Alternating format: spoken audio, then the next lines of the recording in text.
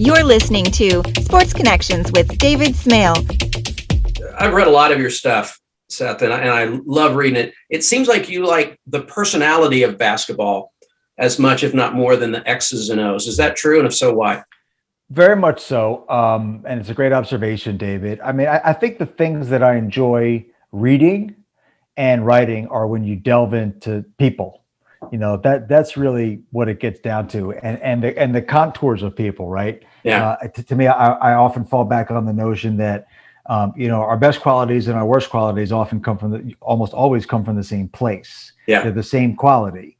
And so when I kind of isolate that in my characters, then I can really build a story out of that. Last year, towards the end of the season, I wrote a really long story that I wanted to do for several years and couldn't quite get around to doing it. I wrote a real long story on Dick Vitale, who is kind of, portrayed as and portrays himself as, kind of a cartoon character.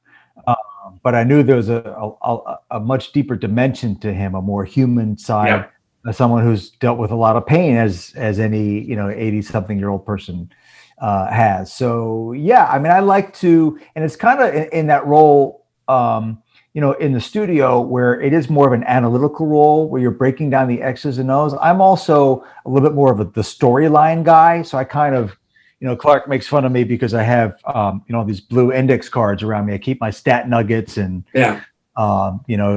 but I try to use the stats and the information to tell a broader story. I think that's how I can kind of differentiate myself from like coaches and players who are on TV. So it is the storytelling that attracts me. Thanks for listening to Sports Connections with David Smale. Make sure to subscribe, follow, and rate the show from your favorite podcast platform. You can learn more about David Smale and his work by visiting davidsmalebooks.com. Don't forget to join us weekly for new episodes. Until next time.